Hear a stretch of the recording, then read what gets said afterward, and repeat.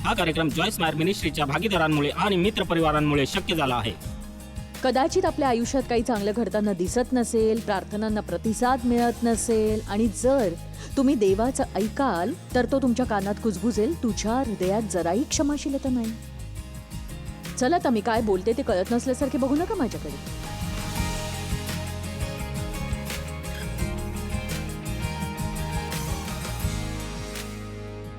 माझ्या परमपित्या, लोकांना जे मिळणार आहे त्या तुझ्या वचनांबद्दल आणि आशीर्वादाबद्दल आम्ही आभारी आहोत.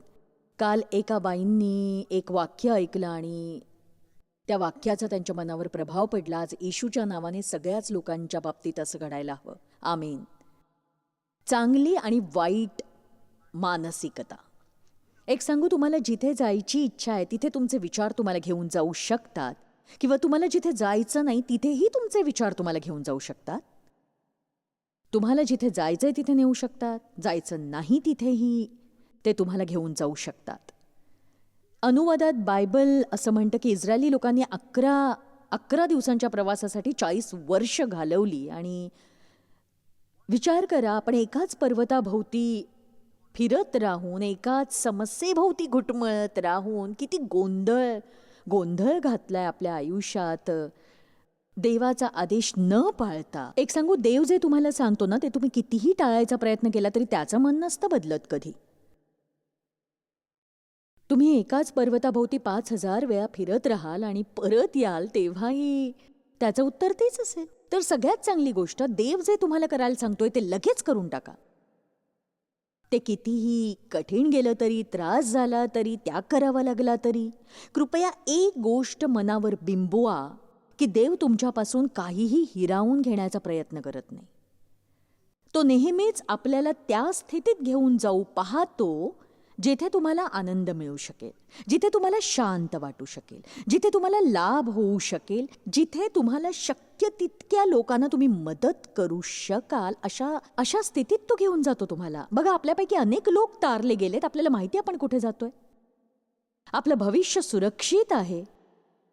पण इथे असल्यामुळे आपल्यावर एक जबाबदारी आहे आणि एक ख्रिस्ती म्हणून असा समजूतदारपणा असायला हवा की लोकांसमोर आपण एक उदाहरण ठरावं आणि आपल्याला मदत व्हावी आणि आपण परिपक्व व्हावं. म्हणून पवित्र आत्म्याला आपल्या आयुष्यात पाठवलं गेलेलं आहे. एका महत्वाच्या अध्यायाबद्दल मी तुम्हाला सांगणार आहे. कलस्सेकरास अध्याय 3 वचन 1 आणि 2. जर तुमच्यावर ख्रिस्ताची कृपा झाली असेल तर ख्रिस्त देवाच्या उजवीकडे जिथे बसलाय तेथल्या वरील गोष्टी मिळवण्याचा प्रयत्न करा. वरील गोष्टींकडे मन लावा आणि पृथ्वीवरील गोष्टींकडे लावू नका. आणि ते असं म्हणतं की ज्या गोष्टी महत्वाच्या आहेत त्यावर लक्ष केंद्रित करा, योग्य मानसिकता तयार करा. आणि जर आपली मानसिकता चांगल्या गोष्टींनी भरली असेल तर सैतान जेव्हा खोट्या गोष्टी सांगतो ना तेव्हा आपल्यात त्या वाईट गोष्टी भरायला त्याला जागाच सापडणार नाही. खरं तर आपण लोकांना काय करू नये हे सांगत बसतो, पण काय करावं यावर खरं तर लक्ष केंद्रित करावं. जेव्हा आपण चांगल्या गोष्टी करतो आयुष्यात वाईट गोष्टींसाठी जागाच शिल्लक राहत नाही आणि तेच महत्वाचं असतं. आणि बघा, मी आपल्या सवयींवर एक पुस्तक लिहिलंय आणि त्याचं नाव मी वाईट सवयी सोडा म्हटलं नाही, तर चांगल्या सवयी लावून घ्या आणि वाईट सवयी सोडा असं ठेवलंय. कारण बघा, तुम्ही जर चांगल्या सवयी लावण्यावर लक्ष केंद्रित केलं तर आयुष्यात वाईट सवयींना जागाच उरणार नाही आहो. पण आपण बऱ्याचदा वाईट सवयी सोडण्यावर लक्ष केंद्रित करतो. खरं तर आपण सैतानाशी कुस्ती करण्यात उगाच वेळ वाया घालवतो आणि चांगल्या गोष्टी करत नाही. तर तुम्हाला कुठे जायचं यावर लक्ष केंद्रित करा. तुम्ही कुठे होतात किंवा कुठे आहात आत्ता त्यावर नाही. आपल्या जीवनाबद्दल चांगला दृष्टिकोन ठेवा, आपल्या मुलांबद्दल चांगला दृष्टिकोन ठेवा, घराबद्दल चांगला दृष्टिकोन ठेवा, आपल्या सेवा कार्याबद्दल चांगला दृष्टिकोन ठेवा. मागे हटू नका आणि प्रयत्न सोडू नका. चुकीच्या विचारसरणीमुळे आपल्या आयुष्यात समस्या उद्भवतात, सकारात्मक दृष्टिकोनामुळे निश्चितच नाही. आणि सगळ्यात पहिली गोष्ट मी काही वर्षांपूर्वी केली होती, तुमचं माहीत नाही पण माझं असं झालं होतं की मला चर्चमध्ये जाऊन बसण्याचा आणि देवाची ती वचनं पुन्हा पुन्हा ऐकण्याचा कंटाळा आला होता. आणि खरं तर त्याप्रमाणे माझ्या आयुष्यात काही घडतानाही दिसत नव्हतं. आणि मी आनंदाबद्दल ऐकत होते पण खूप दुःखी होते. मी शांततेबद्दल ऐकलं पण शांतताच नव्हती माझ्यात. मी समृद्धीबद्दल ऐकलं पण माझी अवस्था नेहमीच वाईट होती. मी त्या सगळ्या गोष्टींबद्दल ऐकलं ज्यावर माझा विश्वास होता, मी मनापासून विश्वास ठेवला होता, पण त्या गोष्टी मला जगात घडताना दिसत होत्या, पण माझ्यात काहीतरी गडबड होती. आणि बघा, देव आपल्याला वचन देतो पण त्यासोबत अटीसुद्धा घालत असतो. आपण एक उदाहरण घेऊ की प्रत्येक वेळी आपण समस्येसाठीच प्रार्थना नाही करू शकत. बऱ्याचदा जेव्हा आपण प्रार्थना करू तेव्हा देव आपल्याला दाखवतो की आपण काय करायला हवं ते. प्रत्येक वेळी नाही, पण बऱ्याचदा. कदाचित आपल्या आयुष्यात काही चांगलं घडत नसेल, तुमच्या प्रार्थनांना प्रतिसाद मिळत नसेल, आणि जर तुम्ही देवाचं ऐकाल तर तो तुमच्या कानात कुजबुजेल, तुझ्या हृदयात जराही क्षमाशीलता नाही. चला तर मी काय बोलते ते कळत नसल्यासारखे बघू नका माझ्याकडे. एक सांगू, कदाचित आज जितके लोक इथे बसलेत ते चांगलेच दिसतायत. मला माहितीये की तुम्ही तुमचा सुट्टीचा वेळ देऊन इथे प्रवास करून माझा संदेश ऐकायला आला आहात, म्हणजे तुम्ही नक्कीच चांगली व्यक्ती आहात. पण तरीही राग येतो ना तुम्हाला?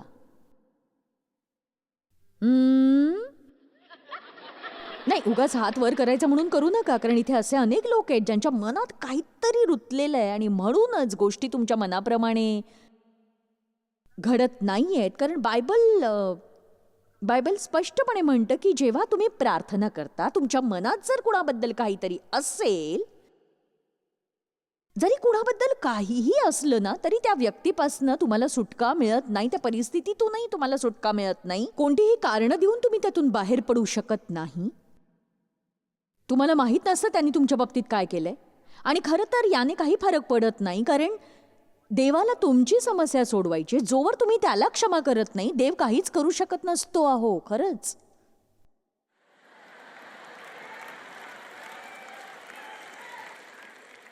तुम्हाला एखाद्याबद्दल काय वाटतं म्हणजे क्षमा नव्हे, एखाद्याशी तुम्ही कसे वागता म्हणजे क्षमा होय. जरी ते तुमच्याशी वाईट वागले असतील तरी तुम्ही त्यांच्यावर विनाअट प्रेम करायला हवं. औच औच.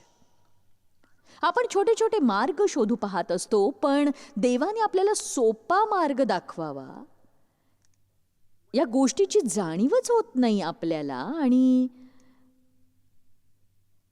खरं तर आपण त्या गोष्टी पुढे ढकलतो, म्हणजे आपला हेतू चांगलाच असतो, आपल्याला ते करायचंच असतं, पण तुम्ही मग ते खरंच कधी करणार आहात?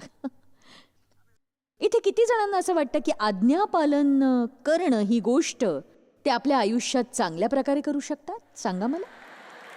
आम्ही तर आता मला खात्री पटली, म्हणजे मी हे म्हणू शकते की जे कोणी आत्ता या सभागृहात आहेत, त्यांच्या आयुष्यात अशी परिस्थिती निर्माण झाली की ते देवाच्या आज्ञेचं पालन करत नसतील, तर या प्रश्नावर इथे अनेक अनेक अनेक हात वर येतील. काही हरकत नाही. मित्रांनो, मला तुम्हाला मदत करायची आहे. मला इथे फक्त माझा कार्यक्रम किती छान झाला हे सांगायचं नाहीये.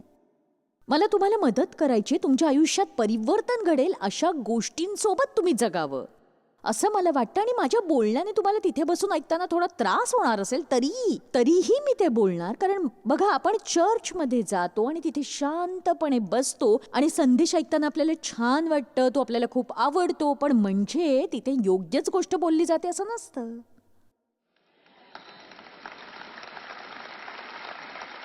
आमेन. म्हणजे हो, देवाचं तुमच्यावर मनापासून प्रेम आहे. तुम्ही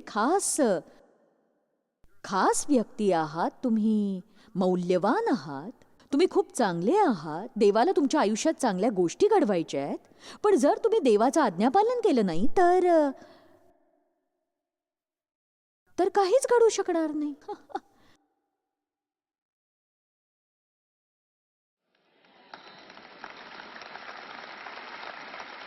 बघा, आपण या प्रकारची शिकवण पुन्हा पुन्हा ऐकायला हवी. आणि एक सांगू का, की आपल्याला याची जाणीव व्हायला हवी की हे खरंच खूप खूप गरजेचं आहे. आणि देव जे बोलतो ना, ते त्याला मनापासून वाटतं.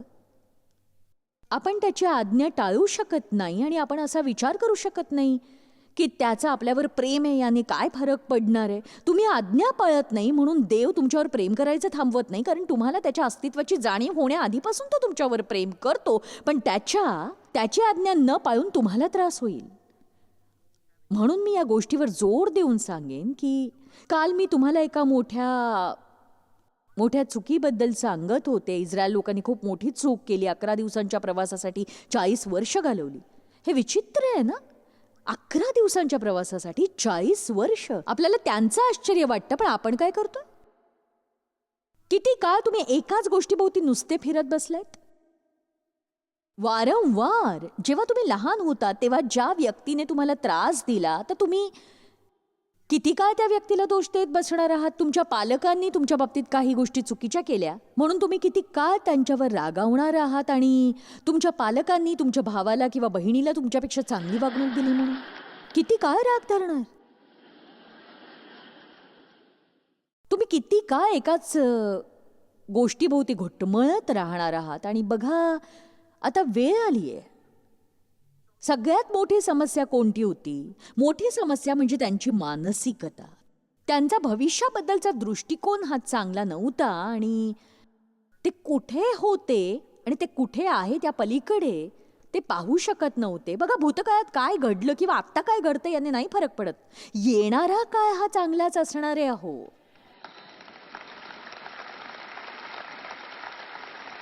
आता तुमचा उत्साह पुन्हा उफाळून येण्याआधी मला नेमकं काय म्हणायचं ते मी सांगणार आहे तुम्हाला. तर दुसरी गोष्ट,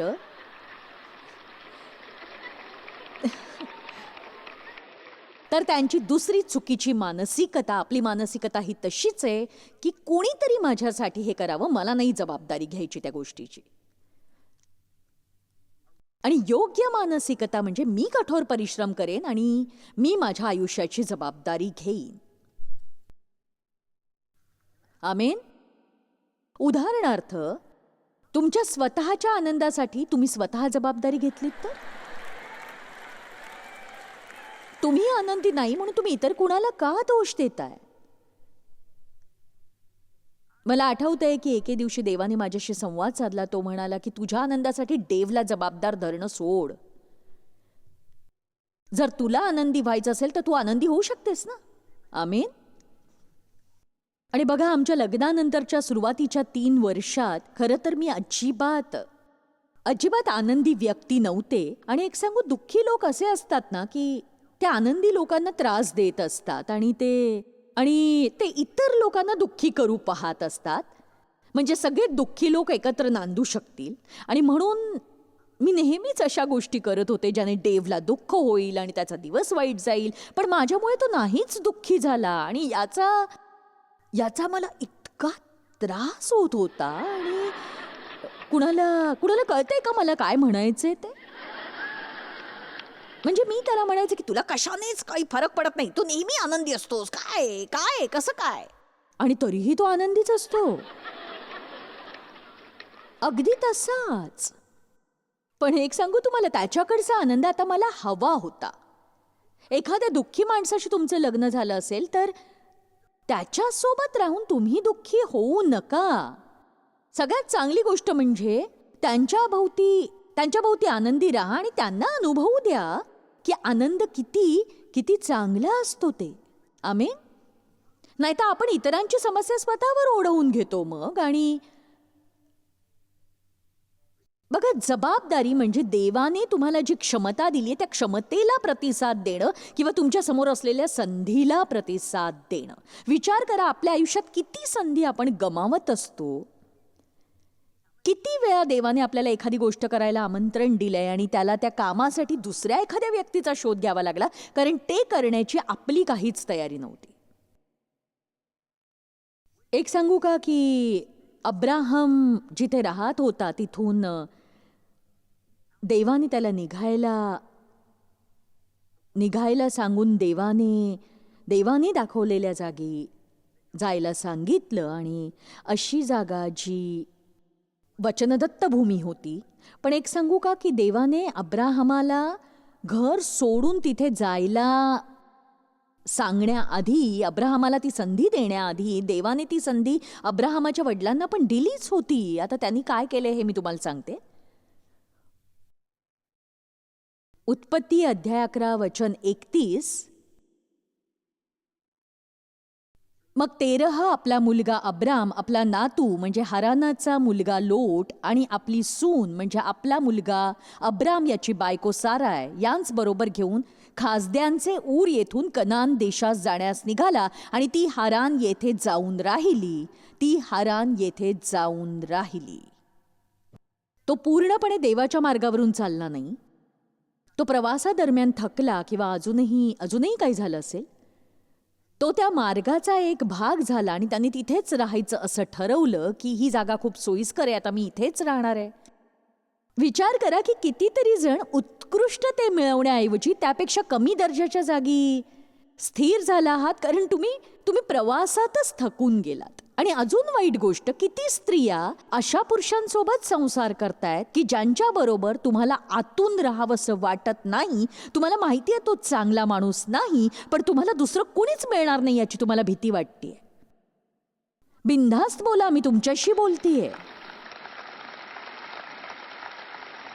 माझ्या वडिलांनी केलेल्या लैंगिक शोषणामुळे मला वाटायचं मी सगळ्यांनाच नकोशी आहे. म्हणून ज्या पहिल्या माणसाला मी आवडले त्याने जेव्हा मला लग्नाचं विचारलं तेव्हा माझ्यावर खूपच दडपण आलं होतं. पण मला मनातून असं वाटत होतं की मला माहीत होतं की माझा हा निर्णय चुकतोय. आणि बघा, ज्या गोष्टी केल्याने समाधान मिळत नाही त्या करू नका, कारण त्या गोष्टींनी तुम्हाला सतत त्रास होणार आहे, सततच. आणि जो अतिशय वाईट आयुष्य जगतोय त्याच्याशी नका लग्न करू. तुम्हाला वाटेल तुम्ही त्याला बदलू शकता, पण लक्षात ठेवा हे खूप कमी लोकांच्या बाबतीत घडतं. आणि निर्णय घेण्याआधीच तुम्ही विचार करायला हवा. आणि मी एक सांगेन, जर एखादा माणूस तुमच्याशी वाईट वागला तर तो तुम्हाला सोडून दुसऱ्या तिसऱ्या अनेक बायकांसोबत फिरू लागला आणि त्याला आता असं वाटत असेल की तुम्ही त्याचा पुन्हा स्वीकार करावा, तर मी म्हणेन तुम्ही इतक्या सगळ्या वर्षात तुमच्या बाबतीत जे घडलं त्याचा विचार करा आधी.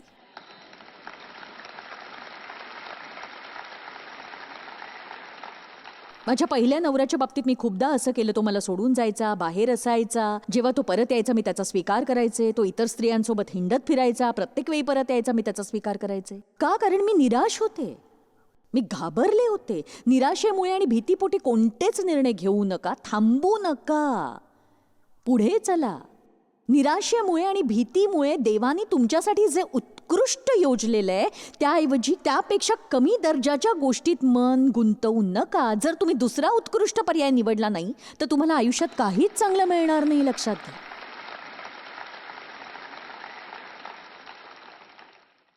काही लोक असे असतात जे आपल्या दुखण्याचा बाऊ करतात आणि ते आयुष्यभर तिथेच चिकटून बसतात, ते दुसरीकडे कुठेच जात नाहीत.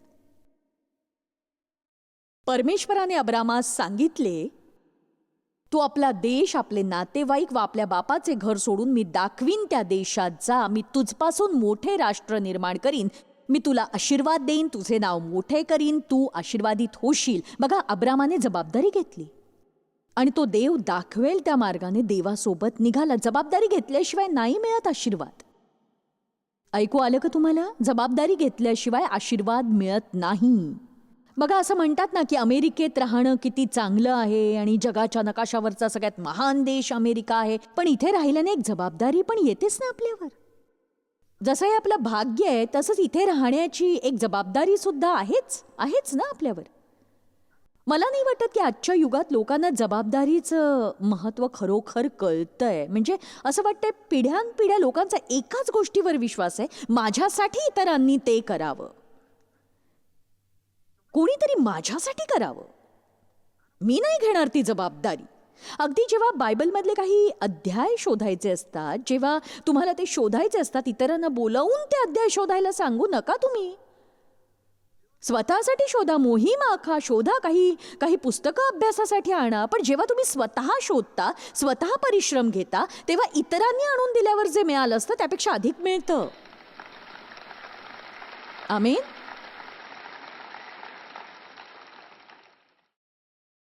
संदेश देण्यासाठी अभ्यास करताना मला काय काय करावं लागलं माहिती आहे तुम्हाला? तेव्हा कम्प्युटर्स नव्हते. म्हणजे मी तुमच्यासारखी गुगलला विचारून आनंदावरच्या सगळ्या अध्यायाची लिस्ट नव्हते काढू शकत. म्हणजे आनंदावरचा अध्याय शोधून काढायला मला जवळजवळ एक तास लागायचा. मला काही संदर्भ शोधावे लागायचे, इतर बायबल्स पाहावी लागायची, काही डिक्शनरी मी घेऊन यायचे, प्रत्येक गोष्ट नीट वाचायचे, ती गोष्ट बायबलमध्ये सापडते का पाहायचे, मग आणखीन वाचत बसायचे, लिहायचे आणि मग मी माझा संदेश स्वतःच्या हाताने लिहायचे. बघा, आजच्या तंत्रज्ञानामुळे मला आनंदच होतोय, पण तरीही जर प्रत्येक गोष्ट सहज उपलब्ध झाली ना, तर प्रामाणिकपणे सांगते, लोक जास्तीत जास्त आळशी होतात आणि मग त्यांना सहजासहजीची सवय होते. त्यानंतर काय होतं, जेव्हा त्यांना कुठल्याही प्रकारचे कष्ट घ्यावे लागतात ना, तेव्हा त्यांना दडपण वाटतं.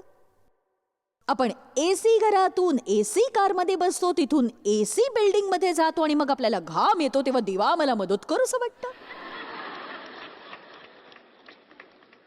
म्हणजे साधा घाम आला ना तरी सगळं संपल्यासारखं वाटतं आपल्याला. एक सांगू, मी भाग्यवान आहे, कारण मी अशा काळात जन्माला आले जिथे आज ज्या सुविधा उपलब्ध आहेत त्या आमच्यासाठी तेव्हा उपलब्ध नव्हत्या. आणि मला वाटतं लोकांचं एक व्यक्तिमत्व तयार झालं. मला वाटतं तुम्ही जेव्हा परिश्रम घेता ना तेव्हा तुमचं एक व्यक्तिमत्व तयार होतं. आमीन.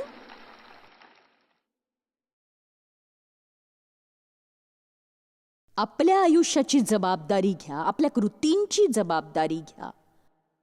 आपली मानसिकता चांगली असू द्या. उगाच नको ते समज नका करून घेऊ. म्हणजे खरं तर माझा स्वभाव चांगला नाही, पण यात माझी काही चूक नाही. खात्री करा की तुम्ही एखादी गोष्ट सातत्याने करा. बायबल म्हणतं, अरे अरे आळशा, मुंगीकडे जा, तिचे वर्तन पाहून शहाणा हो. सुस्त लोक असेच असतात, अतिशय आळशी. नीतिसूत्र अध्याय 6 वचन 6 ते 8. तिला कोणी धनी, देखरेख करणारा किंवा अधिपती नसता, ती उन्हाळ्यात आपले अन्न मिळवते आणि कापणीच्या दिवसात आपले भक्ष्य जमा करून ठेविते. आता याचा अर्थ सांगू तुम्हाला. मुंग्यांकडे पहा. कोणी त्यांना काही करायला सांगितलेलं नसताना ते योग्यच गोष्ट करत राहतात. बरोबर ना? म्हणजे किती चांगलं आहे, तुम्ही त्यापेक्षा चांगलं करू शकता. मी एक गंमत सांगते तुम्हाला. समजा तुम्ही इंटरनेटवर काहीतरी पाहताय आणि कामाच्या ठिकाणी तुम्ही वैयक्तिक गोष्टी पाहताय आणि तुमचा बॉस तुमच्या डेस्क जवळून गेला आणि अचानक तुम्ही भासवता की तुम्ही किती काम करताय ते. माझ्या निरागस ख्रिस्ती लोकांनो, तुम्हाला त्या कामाचे पैसे मिळतात तरी तुम्ही काम चुकारपणा करता.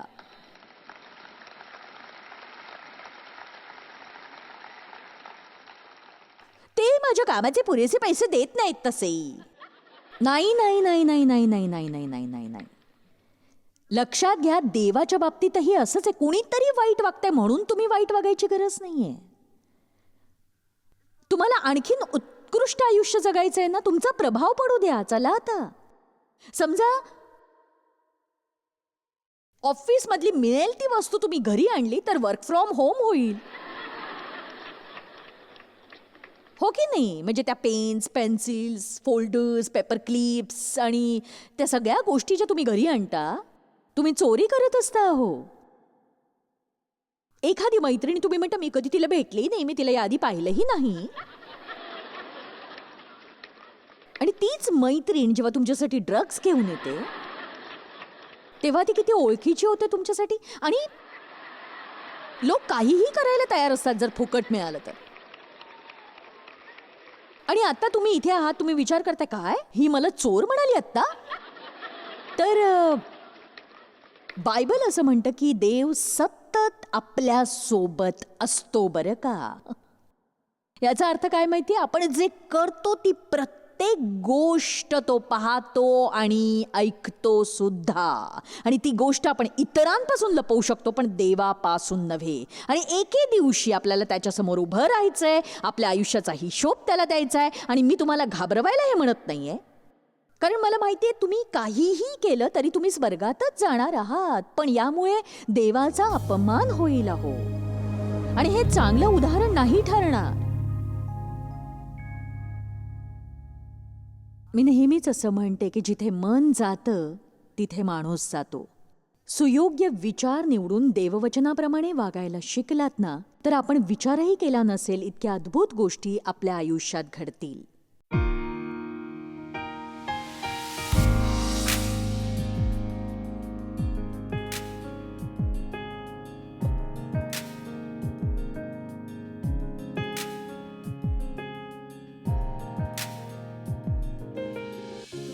हा कार्यक्रम जॉयस मायर मिनिस्ट्रीच्या भागीदारांमुळे आणि मित्रपरिवारांमुळे शक्य झाला आहे.